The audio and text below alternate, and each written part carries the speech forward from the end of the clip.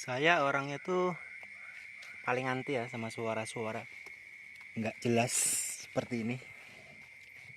Nih Om, tuh, tuh. Makanya malam-malam nggak ada kerjaan,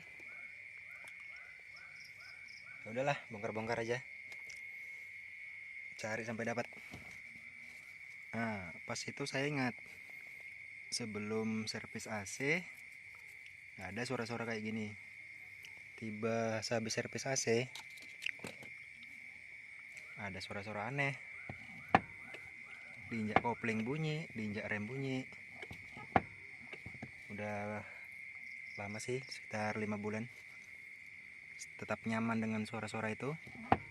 Malam inilah puncaknya, saya kesal sekali. Rupanya ini ada satu yang lupa dia. Nih, pakai tangan doang puter ya.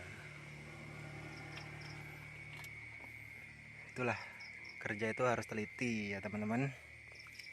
Jangan asal cepat, asal jadi. Oke, sekian dulu cerita hari ini. Semoga teman-teman nggak ngalamin kayak gini ya. Kan repot bongkar-bongkar kayak gini. Kalau yang nggak tahu ya bakal banyak kabel-kabel yang konslet nih.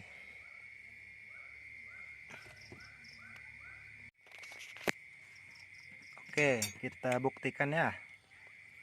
Bener apa enggak di situ masalahnya. Nih, coba lagi ya. Ini sebelum dikencangin. Bunyi kan? Coba kita kencangkan. Baut luknut.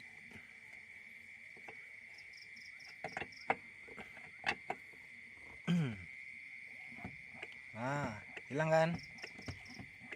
Ternyata satu baut itu yang bikin suara aneh.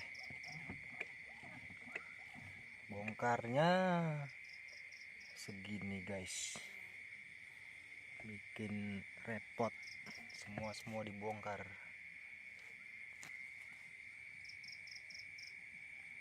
Oh, kenapa nih mati? Oke, HP-nya panas, jadi flashnya mati. Oke, ketemu ya penyakitnya. Ya, video singkat seperti ini semoga membantu.